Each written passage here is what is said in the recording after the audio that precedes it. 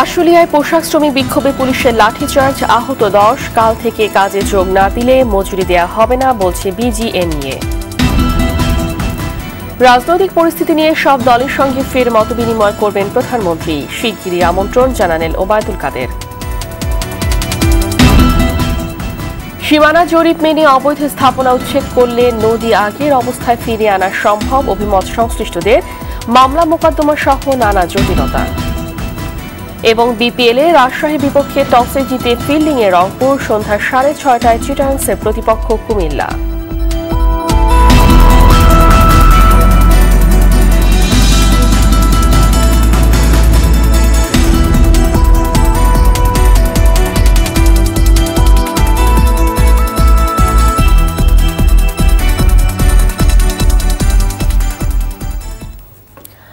আসসালামু আলাইকুম, স্বাগত জানাচ্ছি আরটিভি দুপুরের সংবাদে।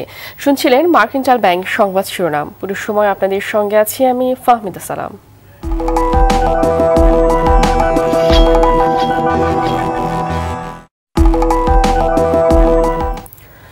শ্রমিক অসন্তোষের জেরে সাভারের আশুলিয়ায় কয়েকটি পোশাক কারখানায় শ্রমিকদের সঙ্গে পুলিশের সংঘর্ষ ও ধাওয়া পাল্টা ধাওয়ার ঘটনা ঘটেছে। এই সময় পরিস্থিতি নিয়ন্ত্রণে কয়েক রাউন্ড টিয়ার শেল ও জলকামান নিক্ষেপ করে পুলিশ। এতে বাস যাত্রী সহ প্রায় 10 জন শ্রমিক আহত হয়। গত কয়েকদিন ধরে এ শ্রমিক অসন্তোষ চলে আসছে। সকাল 8:30টার দিকে ঢাকা টাঙ্গাইল মহাসড়কের জামগড়া এলাকায় এবং 20 মাইল জিরাবো সড়কের কাঠগড়া এলাকায় শ্রমিকরা বিক্ষোভ করতে থাকে। পরে পুলিশ এসে বিক্ষোভকারীদের ধাওয়া দিয়ে সরিয়ে দেয়। শ্রমিকদের অভিযোগ, নতুন মজুরি কাঠামোতে বৈষম্য, হাজিরা বোনাস, বিনা কারণে শ্রমিক ছাঁটাই এবং শ্রমিক সুমন হত্যার বিচার সহ কয়েকটি দাবিতে আজ রাস্তায় নেমেছে তারা। এসব দাবি মানা না হলে কাজে যোগ না দেওয়ারও হুঁশিয়ারি দেন তারা। এই ঘটনায় আজ সকাল থেকে সাভার আশুলিয়া মিলিয়ে প্রায় 50টি কারখানা বন্ধ রাখা হয়েছে।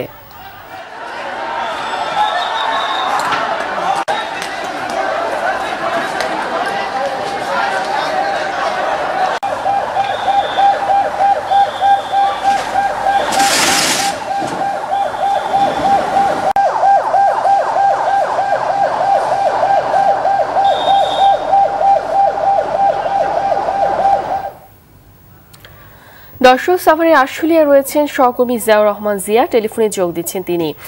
জিয়া, গার্মেন্টস শ্রমিকদের বিক্ষোভ সহিংসতার পর সেখানকার পরিস্থিতি এখন কেমন দেখছেন? জি ফাহমিদা, আজকে আপনি ইতিমধ্যেই জেনেছেন যে সাভার শিল্পাঞ্চলের আশুলিয়া আজকেও শ্রমিক অসন্তোষ চলছে এবং তারা বেতন কাঠামো বৈষম্য নিয়ে আজকেও সকালে কাজে যোগদানের পরে প্রথমে কর্মবিরতি করে এবং এরপর তারা সড়কে নেমে সড়ক অবরোধের চেষ্টা করে এবং সাভারে কর্মরত এবং আশুলিয়া কর্মরত শিল্পাঞ্চলের শিল্প পুলিশ তাদেরকে শর্ত ভঙ্গ করে দেয় এবং শ্রমিকরা যেন মহাসড়কে কোনো ধরনের বিভ্রান্তকর পরিস্থিতি তৈরি করতে না পারে সেজন্য প্রয়োজনে আশুলিয়া শিল্পাঞ্চলে কর্মরত শিল্প পুলিশ তাদের উপর পানি ছিটিয়ে দেয় এবং এখন পর্যন্ত আমরা যেটি জেনেছি যে এরই মধ্যে শ্রমিকদের এ ধরনের অসন্তোষের কারণে বেশ কিছু কারখানা ছুটি ঘোষণা করেছে এবং শিল্প পুলিশ তাদের অবস্থান তারা সতর্ক অবস্থানে রয়েছেন এবং আমরা কথা বলেছি সাভার অঞ্চলে কর্মরত শিল্প পুলিশের দায়িত্বরত শিল্প পুলিশের পরিচালক থানা সামিনুর রহমানের সাথে। তিনি আমাদেরকে যেটি জানিয়েছেন যে শিল্পাঞ্চলের শ্রমিকদের তিনি কাজে যোগদানের আহ্বান জানিয়েছেন।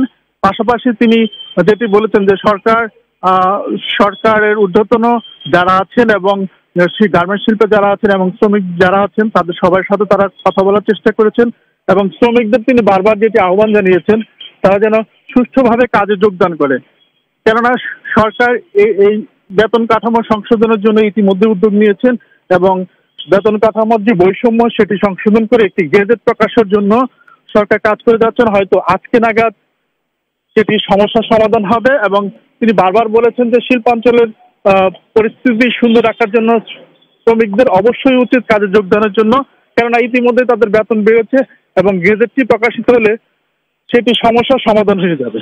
হামিদা জি, আপনাকে ধন্যবাদ। সাভারের আশুলিয়া থেকে জানাচ্ছিলেন জিয়াউর রহমান জিয়া। এদিকে আগামীকাল থেকে বেতনের দাবিতে আন্দোলনরত পোশাক শ্রমিকরা কারখানায় কাজ না করলে কোনো মজুরি দেয়া হবে না। এমন পরিস্থিতিতে চলমান থাকলে পোশাক কারখানা অনির্দিষ্টকালের জন্য বন্ধ করে দেয়া হবে। সংবাদ সম্মেলন করে এমন হুঁশিয়ারি দিল পোশাক মালিকদের সংগঠন বিজিএমইএ সভাপতি সিদ্দিকুর রহমান। দুপুরে রাজধানীর কাউরান বাজারে বিজিএমইএ ভবনে পোশাক শিল্পের বর্তমান পরিস্থিতি নিয়ে আয়োজিত সংবাদ সম্মেলনে সিদ্দিকুর রহমান বলেন, আন্দোলনের কারণে এই শিল্পে শত কোটি টাকা লোকসান হচ্ছে। পরিস্থিতি নিয়ন্ত্রণে আনতে সরকারের সহযোগিতাও চান বিজিএমইএ সভাপতি। শ্রমিকরা কাজ না করেন আগামীকাল থেকে, তাহলে কারখানা শ্রম আইনের 13(1) ধারা অনুযায়ী নো ওয়ার্ক নো পে, কোনোভাবেই শ্রমিকদেরকে আর কোনো বেতন প্রদান করা হবে না। যারা কাজ করবে না তারা কোনোভাবেই বেতন পাবেন না। আমি তাদেরকে আবারও উদ্যত আহ্বান জানাচ্ছি, অবশ্যই কাজে যোগদান করুন, কাজ করুন। কাজ যদি না করেন তাহলে আগামীকাল থেকে কাজ না করলে আর কেউ বেতন পাবেন না। দেশের রাজনৈতিক পরিস্থিতি নিয়ে সব দলের সঙ্গে ফের মতবিনিময় করবেন আওয়ামী লীগ সভাপতি প্রধানমন্ত্রী শেখ হাসিনা। শিগগিরই তাদের আমন্ত্রণ জানানো হবে, এমনটি জানিয়েছে আওয়ামী লীগ সাধারণ সম্পাদক ওবায়দুল কাদের। সকালে বঙ্গবন্ধু এভিনিউয়ে আওয়ামী লীগের কেন্দ্রীয় কার্যালয়ে ঢাকা ও এর আশেপাশের জেলাগুলোর সভাপতি, সাধারণ সম্পাদক, দলীয় এমপি সহ প্রতিনিধিদের সঙ্গে যৌথ সভায় একথা জানান তিনি। আগামীতে সব উপজেলা নির্বাচনের জন্য সবাইকে প্রস্তুতি নেয়ার জন্য দলের নেতাদের নির্দেশ দেন দলের সাধারণ সম্পাদক। একই সঙ্গে এই নির্বাচনে বিএনপি ঐক্যফ্রন্ট সহ অন্যান্য দল অংশ নেবে বলে আশা প্রকাশ করেন আওয়ামী লীগ সাধারণ সম্পাদক।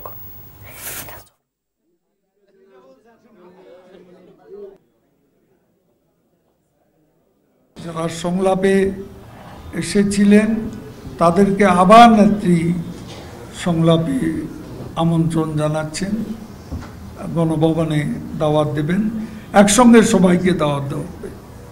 তো সেটা খুব শিগগিরই জানিয়ে দেওয়া হবে। সংশ্লিষ্ট সকল রাজনৈতিক দল, গণভবনে আমন্ত্রিত দলগুলো, সব দলকেই, এবং দল এবং ফ্রন্ট এছাড়া অন্যান্য যেসব দল আছে সবাইকে আমন্ত্রণ জানানো হবে। চতুর্থবারের মতো প্রধানমন্ত্রী হিসেবে শপথ নেয়ার পর আজ প্রথমবারের মতো সশস্ত্র বাহিনী বিভাগের নিজ কার্যালয়ে অফিস করেছেন প্রধানমন্ত্রী শেখ হাসিনা। সকালে তিনি সেখানে গেলে সশস্ত্র বাহিনীর ঊর্ধ্বতন কর্মকর্তারা তাকে অভ্যর্থনা জানান। সেনানিবাসে পৌঁছে প্রধানমন্ত্রী সশস্ত্র বাহিনীর শহীদ সদস্যদের শ্রদ্ধা জানিয়ে শিখা অনির্বাণে পুষ্পস্তবক অর্পণ করেন।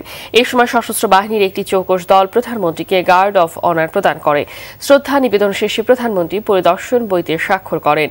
পরে তিন বাহিনীর প্রধানরা এবং সশস্ত্র বাহিনীর প্রিন্সিপাল স্টাফ অফিসার প্রধানমন্ত্রীর সঙ্গে তার সশস্ত্র বাহিনীর কার্যালয়ে সাক্ষাৎ করেন। বিএনপির ভাইস চেয়ারম্যান তারেক রহমান সহ বিদেশে অবস্থানরত সব সাজাপ্রাপ্ত আসামিকে দেশে ফেরানোর প্রক্রিয়া চলমান রয়েছে বলে জানিয়েছেন আইনমন্ত্রী আনিসুল হক। সকালে রাজধানী বিচার প্রশাসন প্রশিক্ষণ ইনস্টিটিউটে সহকারী জজ ও জুডিশিয়াল অফিসারদের ৩৮তম প্রশিক্ষণ কর্মশালার উদ্বোধন শেষে সাংবাদিকদের প্রশ্নের জবাবে তিনি এসব কথা বলেন। তিনি বলেন, সাজাপ্রাপ্ত আসামিদের দেশে ফিরিয়ে এনে বিচার নিশ্চিত করতে সরকার বদ্ধপরিকর।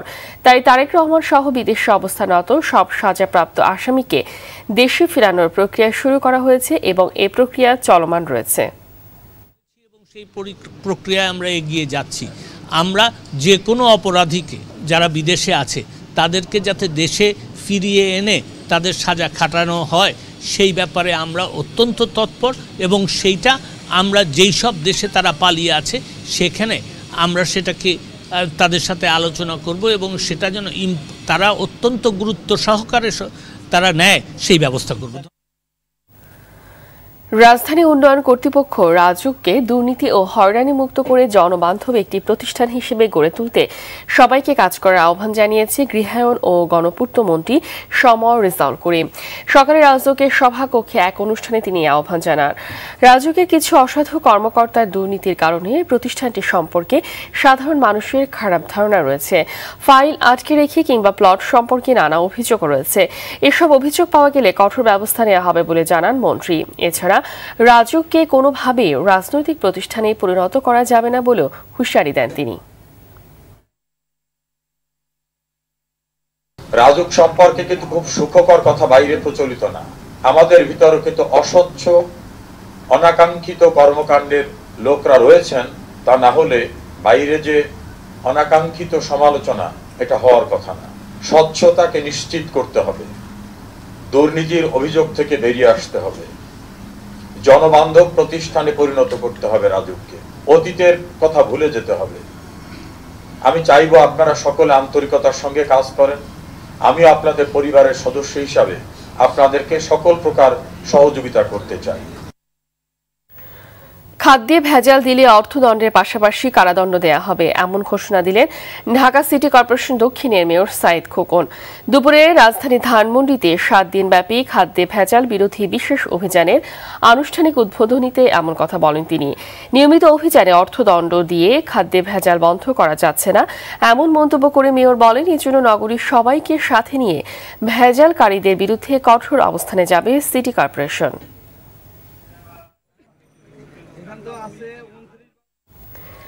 হাইকোর্টের নির্দেশনা অনুযায়ী ঢাকা চারপাশের নদীর সীমানা জরিপ মেনে অবৈধ স্থাপনা উচ্ছেদ করলে সহজে নদীকে আগের অবয়বে ফিরিয়ে নেওয়া সম্ভব। সংশ্লিষ্ট সরকারি প্রতিষ্ঠানগুলো এটি চাচ্ছে, কিন্তু নানা জটিলতায় এগোতে পারছে না। তবে 4 নদীর জন্য এরই মধ্যে একটি বড় প্রকল্প নেওয়া হয়েছে। নদীর দখল দূষণ নিয়ে ধারাবাহিক রিপোর্ট করছেন খান আলামিন। আজ থাকছে শেষ পর্ব, ছবি তুলেছেন নাজমুল হোসেন সাইমন। ঢাকার 4 নদী দখল হচ্ছে বছরের পর বছর ধরে। মৃত প্রায় নদীগুলোকে বাঁচাতে 2009 সালে হাইকোর্টে একটি রিট করে human rights and piece for Bangladesh, যার প্রেক্ষিতে 12 দফা নির্দেশনা আসে। তীরের জমি জরিপ, নদীর সীমানা নির্ধারণ করে পিলার বসানো, পারে হাঁটার পথ নির্মাণ ও বনায়ন এবং নদী খনন ছিল নির্দেশনাগুলোর অন্যতম। 9 বছর হয়ে গেছে, কিন্তু এখনো সেগুলো বাস্তবায়ন হয়নি। এই জায়গাগুলোতে আমাদের একটু কিছুটা হতাশা আমাদের মধ্যে এসছে, সেটা হলো যে এত বছর হওয়ার পরেও এখন পর্যন্ত পুরো কাজটা সাকসেস হলো না, এবং কোর্টও অনেক সময় দেখা যায় মালিকানার প্রশ্নে, বিভিন্ন প্রশ্নে অনেক সময় হয়তো উচ্ছেদ কার্যক্রমটা স্থগিত করে দেয়, সেই কারণে অনেকগুলো দেরি হয়। নির্দেশনা অনুযায়ী একটি জরিপ হয়েছে, কিন্তু সে অনুযায়ী স্থাপনা উচ্ছেদ করে নদীকে আগের অবস্থায় ফিরিয়ে আনার কাজ যেন এগুচ্ছেই না। কর্তৃপক্ষের সামনে মামলা মোকদ্দমা সহ নানা জটিলতা। তবে জরিপ অনুযায়ী চাইলে সবকিছু সম্ভব বলে মনে করেন রিটকারী আইনজীবী। সার্ভেটা করা হয়েছে কিন্তু হাইকোর্টের নির্দেশে এবং বাইরের লোকজন এসে করা হয়েছে, যাতে পার্সিয়ালিটি কেউ করতে না পারে। ইদানিংকালে যখন সার্ভে হয়েছে তখন অনেক জায়গায় প্রাইভেট হিসাবে রেকর্ড করে দেওয়া হয়েছে, আমরা ওইটাকে কোনো অথেন্টিক মনে করছি না, এবং এই কারণে কোর্টও কিন্তু RS এবং CS অনুসারে সার্ভে করার জন্য বলেছে, এবং সেই ড্রয়িংটা এখন পর্যন্ত জমা আছে হাইকোর্টে, অথরিটির কাছেও আছে। ওই ড্রয়িং দেখে যেখানে যেটাই থাকুক সেটা সেটেল হয়ে গেছে, সেইখানে তার কোনো মালিকানার কোনো প্রশ্ন আসবে না। সরকার 4টি নদী নিয়ে একটি মহাপরিকল্পনা নিয়েছে, যার প্রাক্কলিত খরচ প্রায় 850 কোটি টাকা।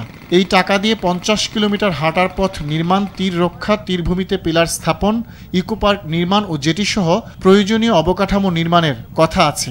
প্রকল্পটি বাস্তবায়ন করবে BIWTA। এই 4টা নদীকে একটা নির্মল পরিবেশ ফিরিয়ে নিয়ে আসার জন্য, নদীতে কোনো বর্জ্য আসবে না, নদীর পাড়ে একটা বিচরণ ক্ষেত্র হবে, মানুষ নদীকে ব্যবহার করার জন্য উৎসাহিত হবে, এবং আমাদের যে ঢাকার 2 কোটি লোকের বাস, তারা নদীতে বিনোদনের জন্য আসতে পারবেন। এই সামগ্রিক বিষয়গুলো নিয়েই কিন্তু একটা মাস্টার প্ল্যান রচিত হয়েছে। আগামী বছর জুলাইয়ে নদীতে প্রকল্পের কাজ দৃশ্যমান হওয়ার কথা। প্রাথমিকভাবে শেষের জন্য অপেক্ষা করতে হবে 2022 সালের মাঝামাঝি পর্যন্ত। খান আলামিন, RTV, ঢাকা। টানা 7 দিনে শৈত্যপ্রবাহ চলছে উত্তরের জেলা কুড়িগ্রামে। সকালে কুড়িগ্রামের সর্বনিম্ন তাপমাত্রা রেকর্ড করা হয়েছে 8 ডিগ্রি সেলসিয়াস। প্রচণ্ড শীতে দুর্ভোগ বেড়েছে খেটে খাওয়া ও ছিন্নমূল মানুষের। চুয়াডাঙ্গায় জেগে বসেছে হাড় কাঁপানো শীত। মৃদু শৈত্যপ্রবাহের কারণে বিপর্যস্ত হয়ে পড়েছে জনজীবন। সারাদিন তাপমাত্রার কিছুটা সহনীয় থাকলেও রাতে বাড়তে থাকে শীত। কনকনে ঠান্ডা হাওয়া আর ঘন কুয়াশার সঙ্গে গুঁড়ি গুঁড়ি বৃষ্টির মতো ঝরতে থাকে।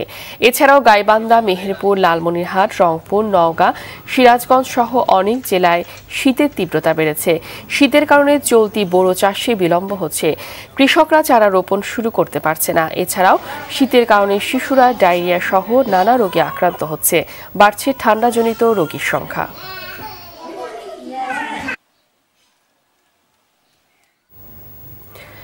রাজধানীর উত্তরখান থানার মাদারীবাড়িতে ৯ বছরের এক শিশু ধর্ষিত হয়েছে।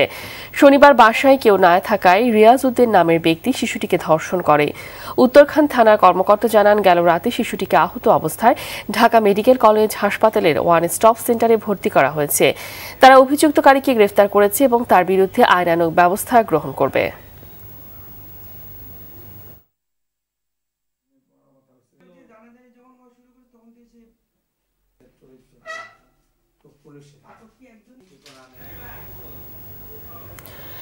নারায়ণগঞ্জ বন্দরের আসামি ধরতে গিয়ে পুলিশের সঙ্গে সংঘর্ষ গোলাগুলিতে এক যুবকের মৃত্যু হয়েছে। এ সময় 4 পুলিশ সহ অন্তত 25 জন আহত হয়েছেন।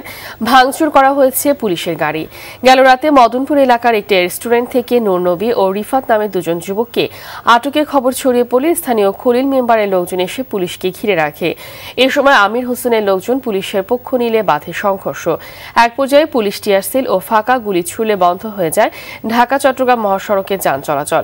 খবর পেয়ে অতিরিক্ত আইন শৃঙ্খলা রক্ষাকারী বাহিনীর সদস্যরা সেখানে হাজির হয়ে পরিস্থিতি নিয়ন্ত্রণে আনে। ঘটনায় 24 জনের নাম উল্লেখ করে অজ্ঞাত আরও 300 জনকে আসামি করে মামলা দায়ের করা হয়েছে। 2 জনকে গ্রেফতার করেছে পুলিশ।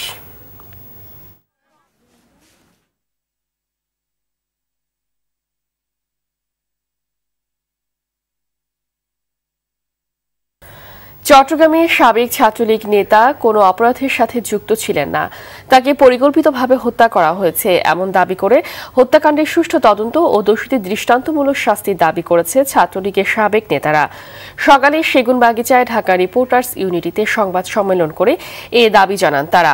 সাবেক ছাত্রলীগ সভাপতি মাহমুদুল হাসান রিপন বলেন, এলাকায় মাদক ও অনৈতিক ব্যবসা বন্ধ করার কারণেই মহিউদ্দিন সোহেলকে হত্যা করা হয়েছে।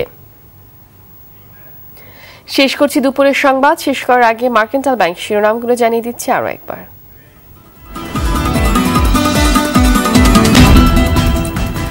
আশুলিয়ায় পোশাক শ্রমিক বিক্ষোভে পুলিশের লাঠিচার্জ, আহত 10। কাল থেকে কাজে যোগ না দিলে মজুরি দেওয়া হবে না বলছে বিজিএমইএ। রাজনৈতিক পরিস্থিতি নিয়ে সব দলের সঙ্গে ফের মতবিনিময় করবেন প্রধানমন্ত্রী, শিগগিরই আমন্ত্রণ জানালেন ওবায়দুল কাদের। সীমানা জরিপ মেনে অবৈধ স্থাপনা উচ্ছেদ করলে নদী আগের অবস্থায় আনা সম্ভব, অভিমত সংশ্লিষ্টদের, মামলা মোকদ্দমা সহ নানা জটিলতা। এবং বিপিএল এর রাজশাহী বিপক্ষে টসে জিতে ফিল্ডিং এ রংপুর, সন্ধ্যা 6:30টায় চিটাগাংয়ের প্রতিপক্ষ কুমিল্লা।